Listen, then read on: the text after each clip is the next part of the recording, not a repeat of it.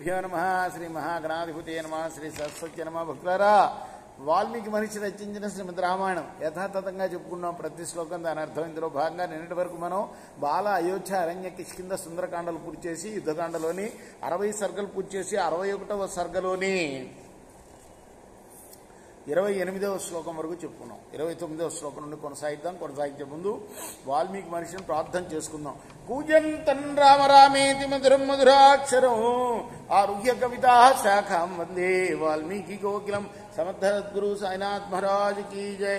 ఏకేనాహ్నాత్వసౌ వీరశ్చరన్ భూమిం బుభుక్షితః వ్యాత్తాస్యో భక్షయేల్లోకాన్ సమృద్ధ ఇవ పావకః.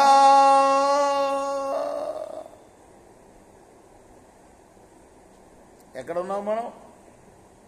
బ్రహ్మదేవుడి యొక్క శాపానికి కాస్త రిలాక్సేషన్ ఇచ్చాడు. రావణుడు ప్రార్థించిన మీదట సవరణ చేశాడు. ఏమిటయ్యా, అసలు వీడు పర్మనెంట్గా నిద్రపోవుగాక అని ఇచ్చేశాడు. సరే, రావణాసురుడు బతిలాడితే బ్రహ్మగారు కాస్త రిలాక్సేషన్ ఇచ్చాడు అనమాట. సవరణ 6 మాసాలే నిద్రిస్తాడులే, ఒకరోజున మేలుకుంటాడు. ఆ ఒక్కరోజున వీడు ఆకలితో నోరు తెరుచుకొని భూమి మీద తిరుగుతూ లోకాలన్నింటినీ భక్షించేస్తాడు. సో వ్యసనమాపన్న కుంభకర్ణమబోధయత్ త్వత్పరాక్రమ భీతశ్చ రాజా సంప్రతి రావణ. ఇప్పుడు కష్టాల్లో చిక్కుకొని ఇదంతా ఎవరెవరికి చెప్తున్నాడు? విభీషణుడు రాముడికి చెప్తున్నాడు. నీ పరాక్రమానికి భయపడి వాణ్ణి లేపాడయ్యా, వాళ్ళ తమ్ముణ్ణి. స ఏష నిర్గతో విరహ శిబిరాన్ భీమ పరాక్రమ వానరాన్ వృష సంక్రుద్ధో భక్షయన్ పరిధావతి. భయంకరమైన పరాక్రమం గల అటువంటి వీరుడైన కుంభకర్ణుడు శిబిరం నుండి బయలుదేరాడు. వీడు దారిలో కనపడ్డ కోతులన్నింటినీ కమ్మగా తింటూ వస్తున్నాడు. కుంభకర్ణం ప్రతీక్షైవ హరయోధ్య ప్రదుద్రువు కథమేనన్రనే కృతం వారయిష్యంతి వానరా. మన వాళ్ళేమో పారిపోతున్నారు, వాడిని నివారించలేరు అని విభీషణుడు చెప్తున్నాడు. ఉచ్యంతాం వానరా సర్వే యంత్రమే తత్సముచ్రితం ఇది విజ్ఞాయ హరయో భవిష్యంతిహ నిర్భయా. మనం ఇప్పుడు వానరులకి ఏం చెప్పాలంటే, వీడు రాక్షసుడు కాదు, ఒక యంత్రం అని చెప్పాలి మనం. విభీషణుడు చెప్తున్నాడు. అప్పుడు వీళ్ళ భయం తొలగిపోతుంది. విభీషణ వచ శ్రుత్వా హేతుమత్ సుముఖోద్గతం ఉవాచ రాఘవో వాక్యం నీలం సేనాపతిం తథా.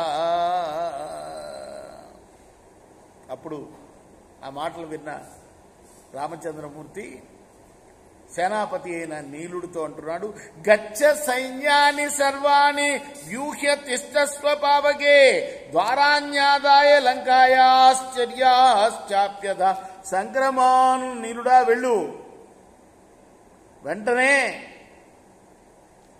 సైన్యాలన్నింటినీ మోహరించి లంకా ద్వారాలని, వీధుల్ని, వంతెల్ని అన్నింటినీ ఆక్రమించండి. శైల శృంగాని వృక్షాంశ శిలాశ్చాప్యుపసంహర తిష్టంతు సాయుధా సర్వే వానరా శైలపాణయ. పర్వత శిఖరాల్ని, వృక్షాల్ని ఒక చోట చేర్చండి. వానరులందరూ కూడా ఆయుధాలు ధరించాలి. అంతేకాదు పెద్ద పెద్ద పర్వతాలని చేతుల్లో ఎత్తుకొని నిలబడాలి. రాఘవేణ సమాధిష్టో నీలో హరి చమూపతి శశాస వానరానీకం యథావత్ కపికుంజర. ఆ సేనాధిపతి అయిన నీలుడు కూడా రాముడు చెప్పిన మాట విని తగు రీతిలో ఆ వానర సేనంతా కూడాను ఆయన చెప్పిన స్థానాల్లో నిలిపాడు. తతో గవాక్ష శరభో హనుమాన్ అంగదస్తత శైలశృంగాని శైలాభా గృహీత్వా దారమభ్యయవు.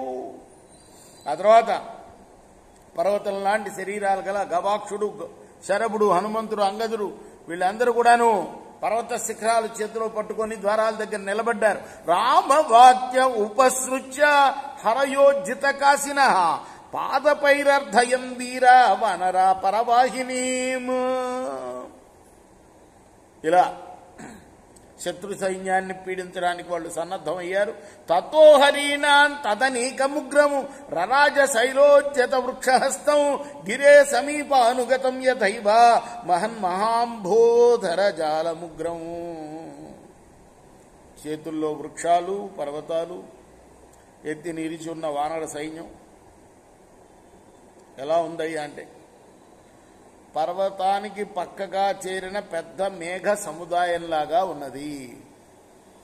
ఇప్పుడు పర్వతం, పెద్ద పర్వతం ఎవరయ్యా అంటే వీడే, ఈ కుంభకర్ణుడు. దాని పక్కన మేఘాల్లాగా వీళ్ళు చుట్టుముట్టారన్నమాట. ఎవరు? ఈ వానర నాయకుడు.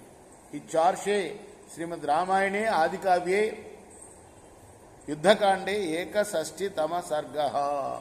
ఇది వాల్మీకి ఋషి ప్రోక్తము ఆది కావ్యమైన శ్రీమద్ రామాయణంలోని యుద్ధకాండలోని 61వ సర్గ. రేపు 62వ సర్గని ప్రారంభం చేద్దాం. కృష్ణార్పణమస్తు. సాయి కృష్ణార్పణమస్తు.